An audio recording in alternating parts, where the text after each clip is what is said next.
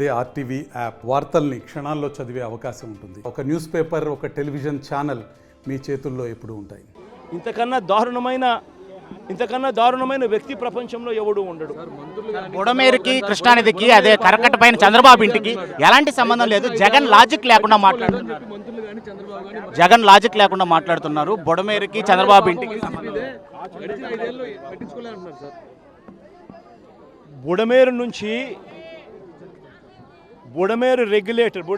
బుడమేరు నది మీద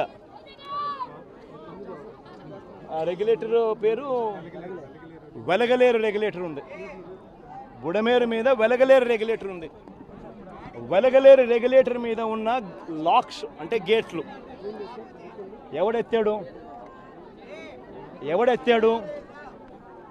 శనివారం అర్ధరాత్రి తర్వాత ఎవడెత్తాడు? ఎందుకు ఎత్తాడు? చంద్రబాబు నాయుడు గారి అది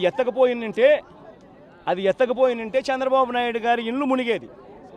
ఎందుకనంటే ఆ నీళ్లు ఇలా తిరుక్కుంటూ వెళ్ళి చంద్రబాబు నాయుడు గారి ఇంటి దగ్గరికి వెళ్ళేటివి, ఇల్లు చంద్రబాబు నాయుడు గారు మునిగేది. ఎందుకంటే అక్కడి నుంచి నీళ్లు డైవర్షన్ ఛానల్ ద్వారా పోలవరం కెనాల్లో పడి పోలవరం నుంచి కృష్ణానదిలో కలిసేది, ప్రకాశం బ్యారేజ్ దగ్గర కలిసేది. దానివల్ల చంద్రబాబు నాయుడు ఇంటి దగ్గర నీళ్లు పెరిగేటివి, కాబట్టి చంద్రబాబు నాయుడు ఇల్లు మునిగేది. ఆ రెగ్యులేటర్ గేట్లను, బుడమేరు మీద ఉన్న ఈ రెగ్యులేటర్ గేట్లను ఎత్తింది ఎవడు? ఎందుకు ఎత్తినాడు? అర్ధరాత్రి పూట హడావిడిగా ఎక్కడ చంద్రబాబు నాయుడు ఇల్లు ఇంకా మునిగిపోతుందేమని. అది ఎత్తడం వల్ల నీళ్ళు ఏం జరిగింది? ఆ గేట్ల నుంచి వచ్చే నీళ్లు నేరుగా ఎక్కడికి వెళ్తాయి? విజయవాడకే వస్తాయి.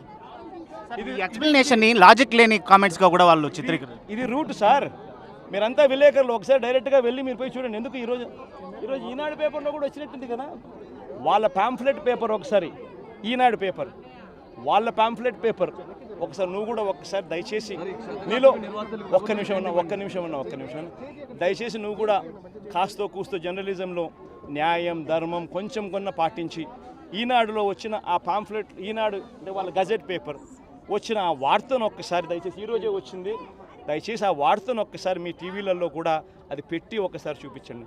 వాళ్ళంతటా వాళ్ళే చెప్పారు గేట్లు పైకి ఎత్తడం జరిగింది. గేట్లు పైకి ఎత్తితే అనివార్య పరిస్థితుల వల్ల గేట్లు పైకి ఎత్తారంట. అనివార్య కారణాల వల్ల నీళ్లు విజయవాడకు వచ్చినాయంట. వాళ్ళు రాసిన మాటలే.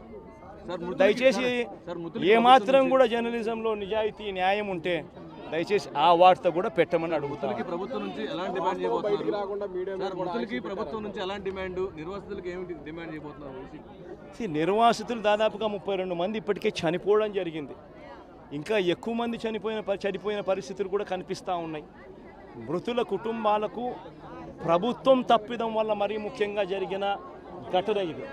ప్రభుత్వం తప్పిదం, మ్యాన్మేడ్ ఫ్లడ్ వల్ల జరిగిన ఘటన ఇది. మరిన్ని వీడియోస్ కోసం ఛానల్ ని సబ్స్క్రైబ్ చేయండి. లేటెస్ట్ అప్డేట్స్ కోసం వాట్సాప్ ఛానల్ ని ఫాలో చేయండి. అండ్ లింక్ డిస్క్రిప్షన్ లో ఉంది.